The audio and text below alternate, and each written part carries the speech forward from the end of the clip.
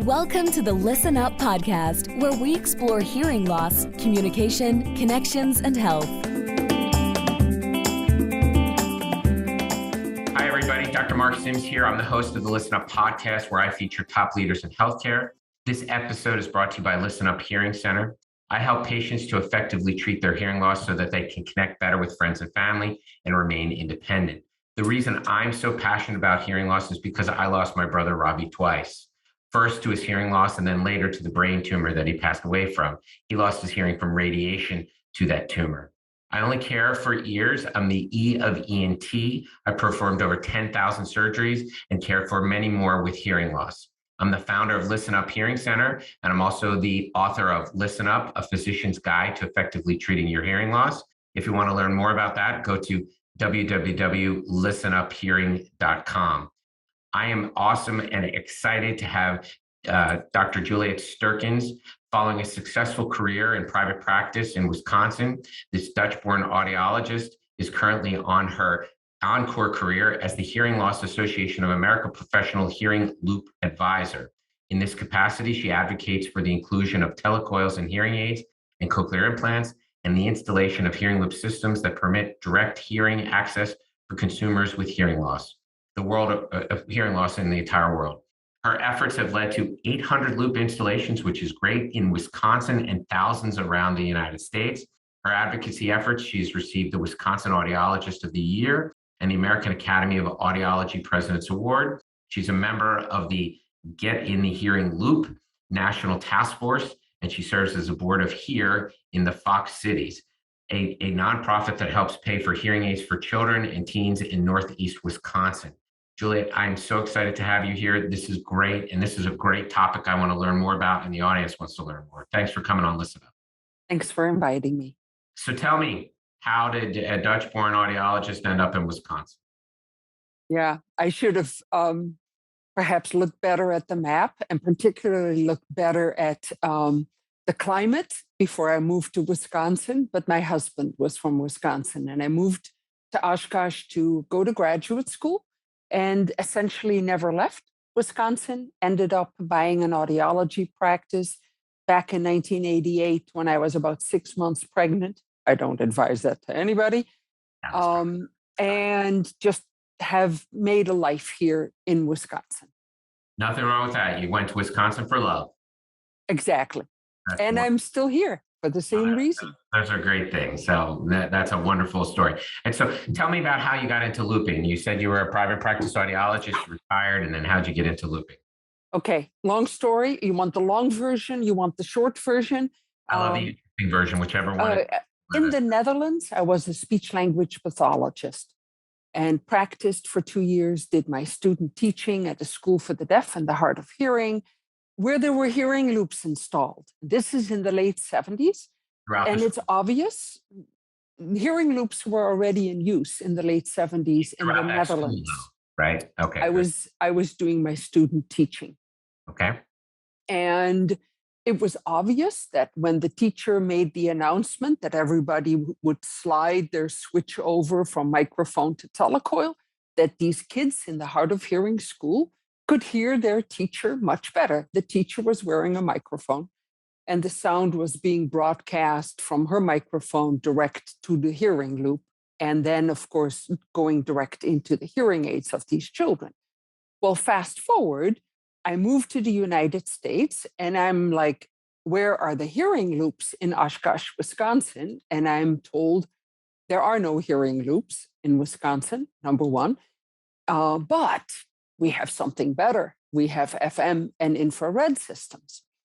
And infrared and FM systems require every user to go to a service desk, pick up a device. Frequently, they don't come with a neck loop. They only come with earphones. So imagine your very hardest of hearing patients having to put earphones somehow over their hearing aids or over their ears.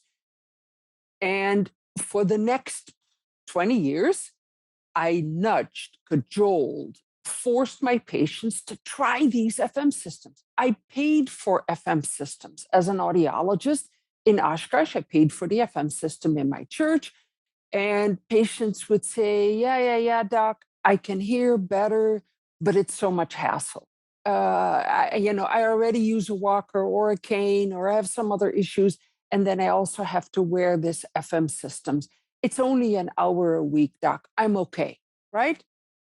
So fast forward to 2008, I go to a lecture, and who is speaking? None other than Dr. David Myers, who is a college professor turned author of psychology books. And he had to give up teaching because he couldn't hear. And he is talking about how he's been able to foster hearing loops in Western Michigan.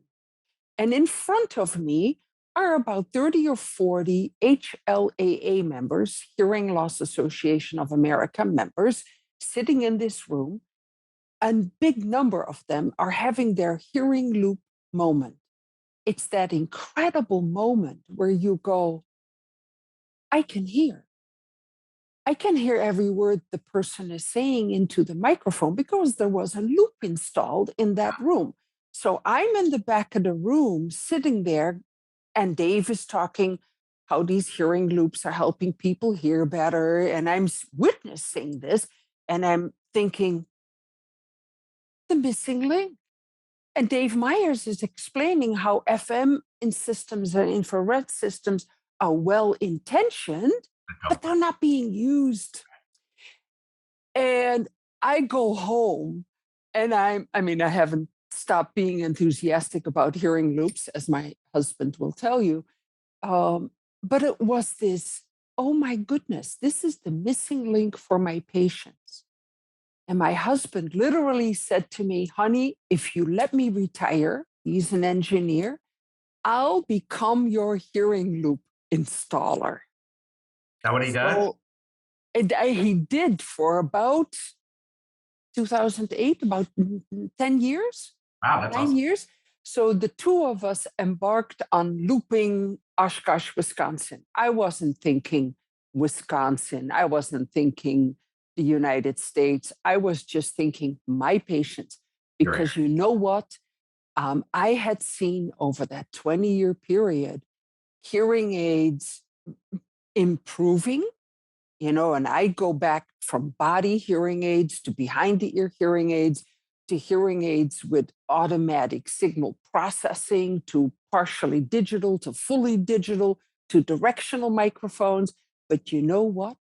My patients kept complaining. And where do they complain? Church, restaurants. Church, restaurant, can't hear in background of noise. And some of my patients, I had seen for 20 years. So we get our first hearing loop built into a church.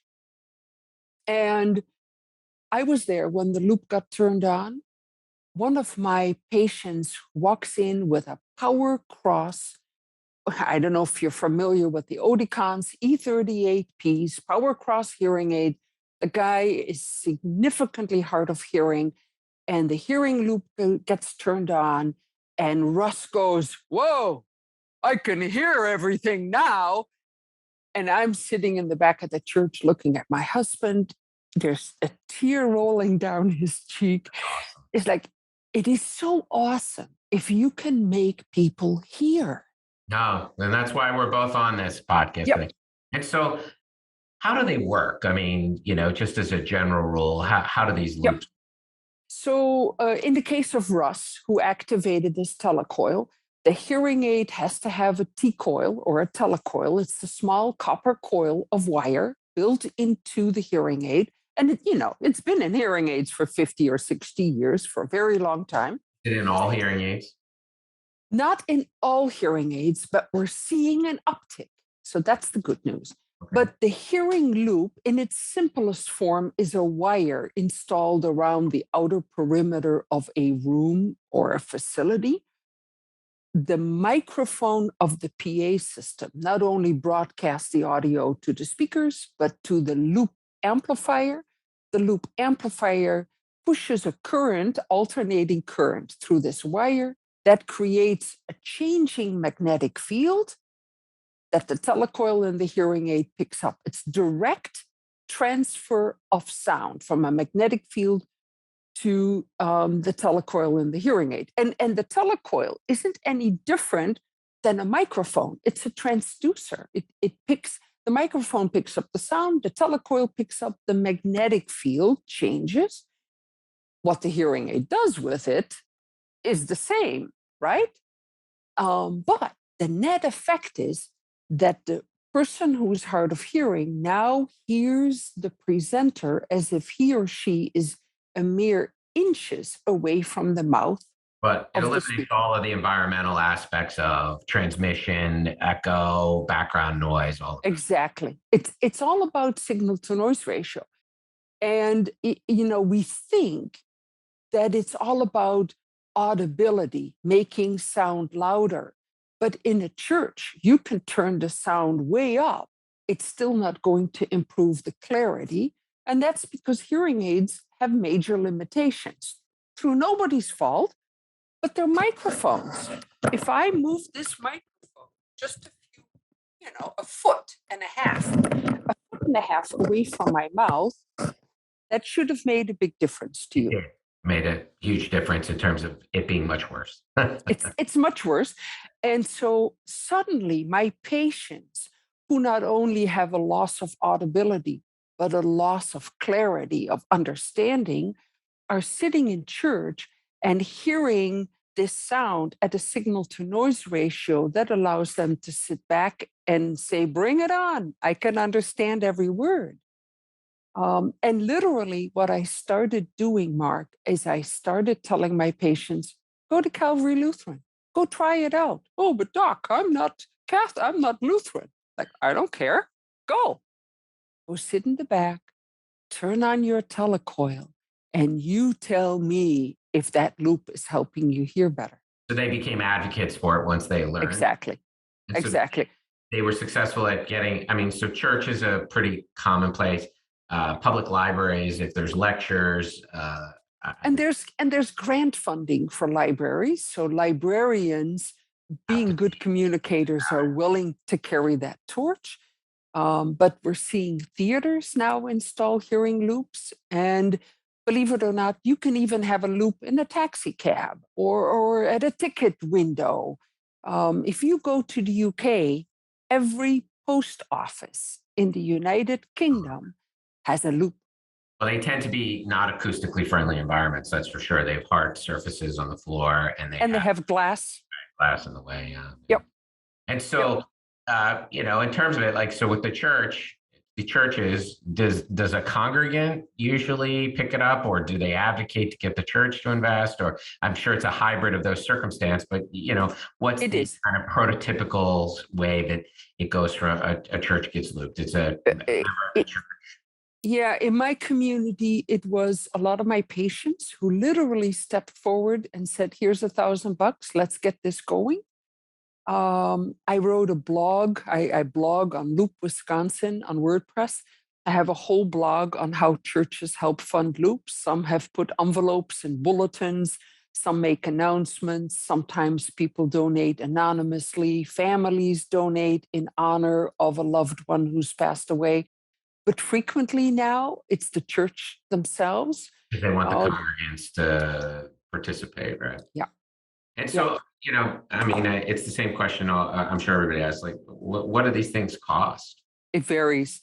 It's a little bit like asking, what does a dress cost? It's the amount of, first of all, it's the amount of metal in the building. So if there is not a lot of metal. Construction of the building? The construction, the type of construction in the building. How does that? The size of the room. And the reason the construction is important, if we're talking about libraries, there's a lot of metal, a lot of steel reinforced concrete in those buildings. And that makes that steel absorbs the magnetic signal. And that means that they have to install more wires, more tightly looped wires. But the three factors are the metal in the building, the size of the building, and the amount of effort required to hide the wire. So if they have to remove the grout in a tile floor, Well, and when you say very expensive, Does it it have? can be it can be in the ceiling. Okay. How about in the floor? It can be in the floor, in the ceiling, and in Wisconsin, many loops were installed in the basement area against the ceiling underneath the sanctuary. And a lot of loops are being installed for $3, $4, $5, $6,000. If there's a lot of metal in a building, that can double the cost. But Mark, no one asks what it costs to install an elevator. No, But somehow, I agree 1,000%. I'm just trying. I mean, yep, actually, as you're talking about this, the best thing is now, Arizona has a lot more newer construction, but the best thing would be to have it constructed into the building. exactly. And that means that, man, I would love for your podcast to be heard by architects.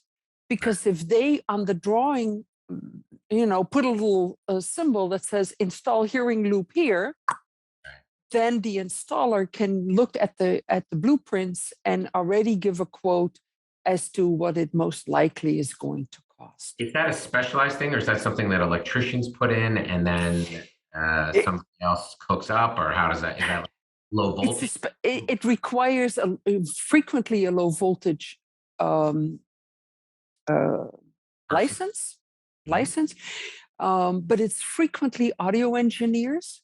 And the companies that sell the specialized hearing loop equipment provide design service, so that because it depends on how the seats are arranged. Is there flexible seating? Is there fixed seating? That can make a difference with the loop installation.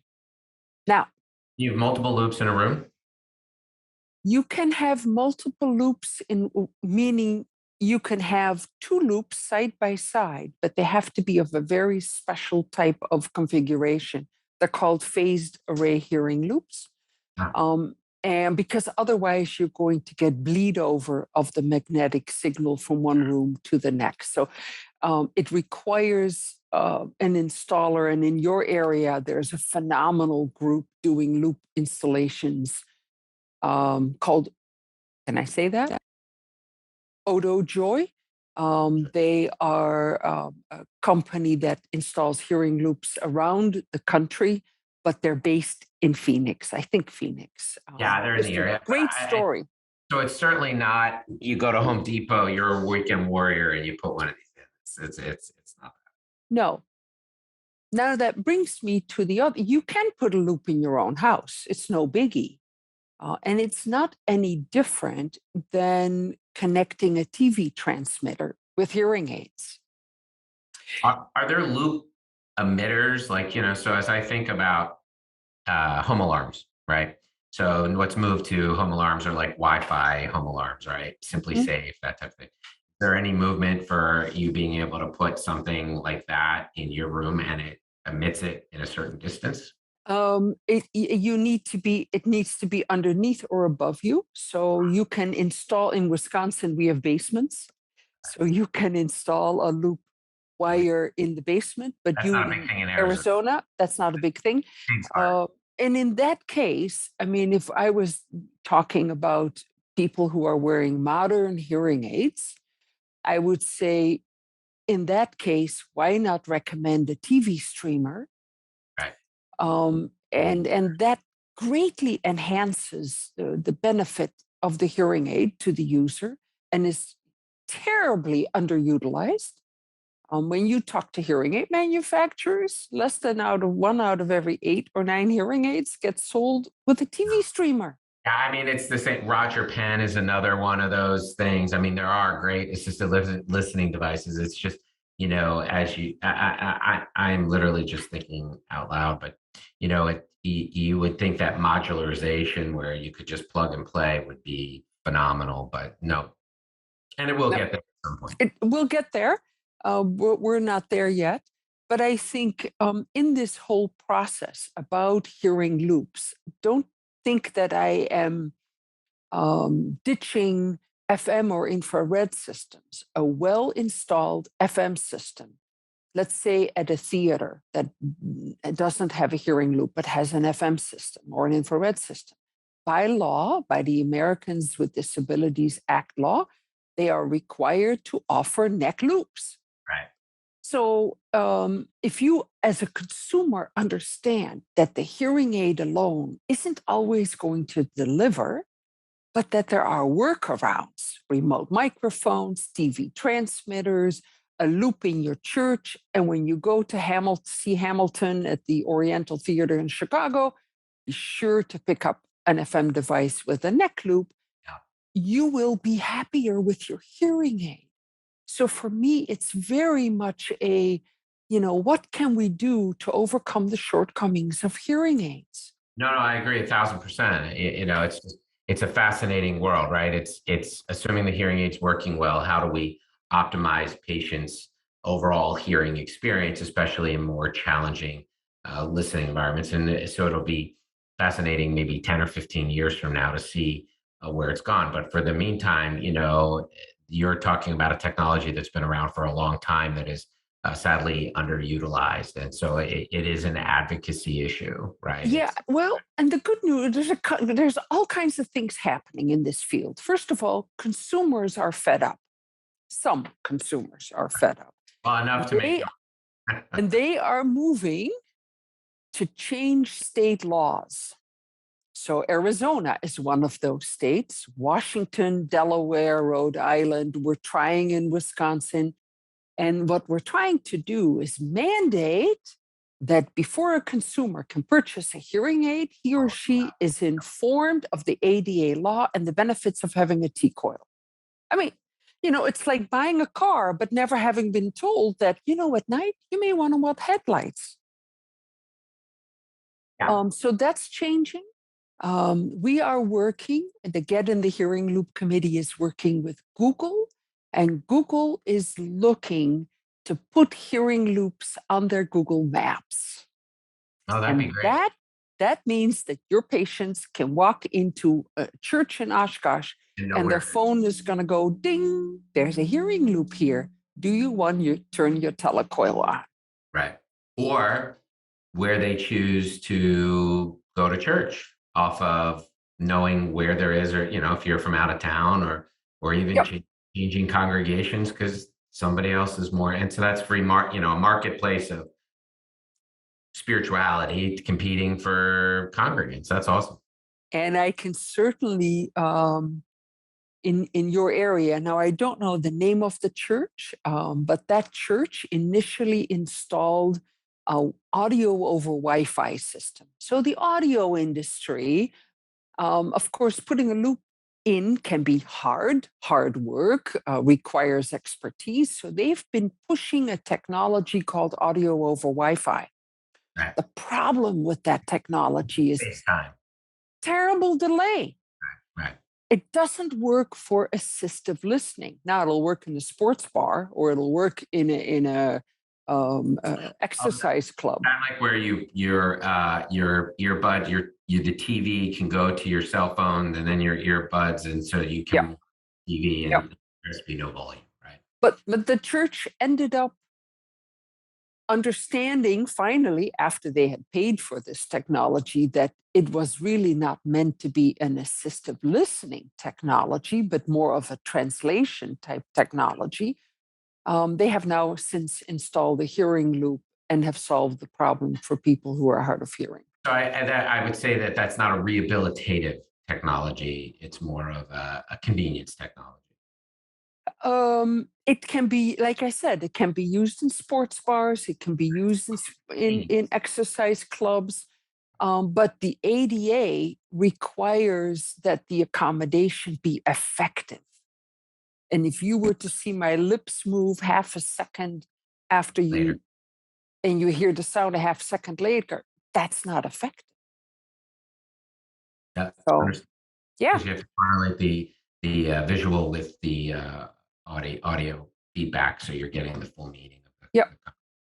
But obviously, what we need is educated audiologists, educated consumers, and then educated AV personnel who recognize that a loop installation is going to be appreciated.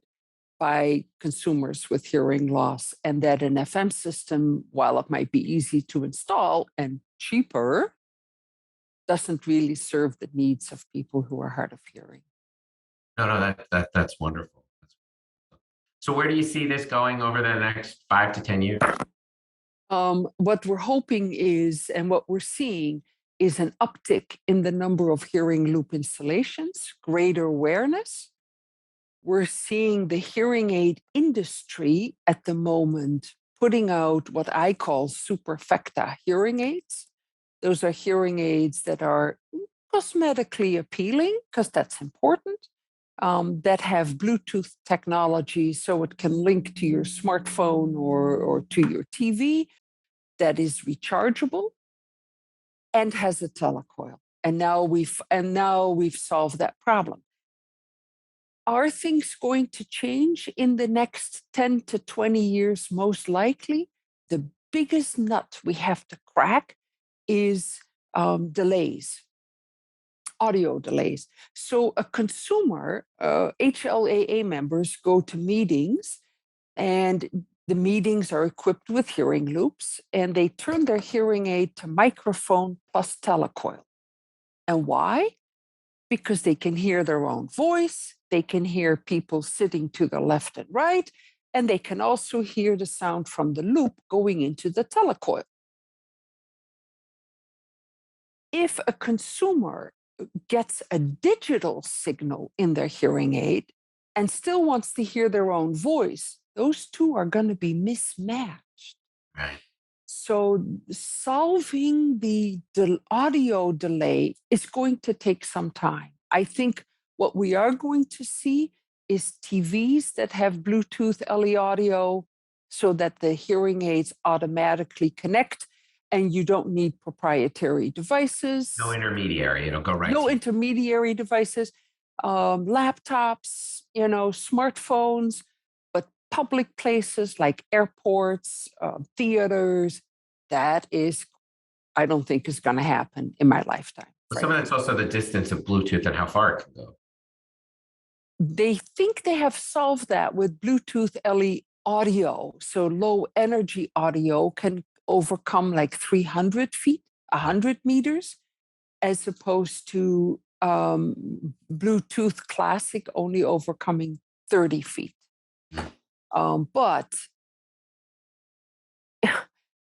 it's one thing for a techie 40-year-old to connect with their phone, to download the app, to do all that stuff. But my mom is 95 and she can find a telecoil on her hearing aid. So when she goes to church, she can turn on the T-coil.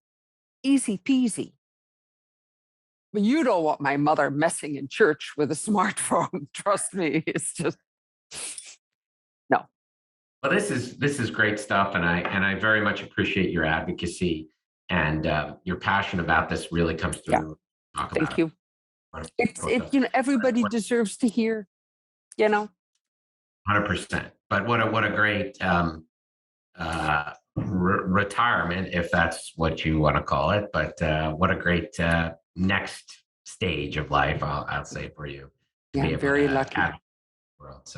So a couple of questions. One question I always ask people, I'm always, who do you thank? Like if you were to talk about the people who have impacted you so greatly to get where you are in terms of this, who are those people that you thank? Obviously, the author who you heard in talking about. David Myers. So my outreach, some of my travel expenses are literally covered by the David and Carol Myers Foundation.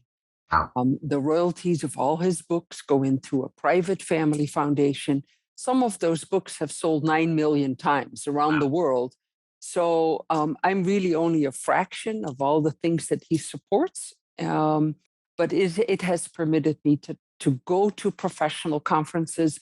If you and I ever want to do a presentation at an otolaryngology meeting, I'm up for it. You let me know. So Dave really comes to mind. And the second person is my husband, who has heard me speak probably 500 times on the same topic and still listens in and says, you should have said this. Oh, you said that right. we drive to a lot of places, and he is truly my support in this whole effort. That's really wonderful. Congratulations. That's awesome. Thanks. And you moved to Wisconsin for the weather and him. So that's all good. The weather. Yes. We're not going to talk about that. Well, we'll leave it at that. So the other question I love to ask is, what's your favorite sound? Well, my favorite sound is wine opening at night. Okay. When I hear that cork pop, I know it's 5 o'clock, and it isn't 5 o'clock yet. But the other sound is, I've been in hundreds of hearing loops around the country, around the world, actually.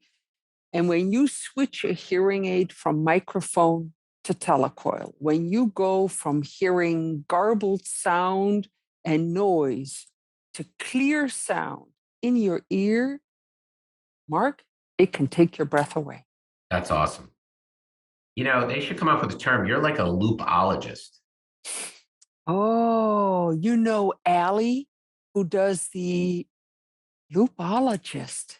There's a gal who does podcasts, the Ology podcast. Right. And I'm going to have to call her up and offer my services. You're Dr. Juliëtte Sterkens, the HLA loopologist, right? Let's really kind of.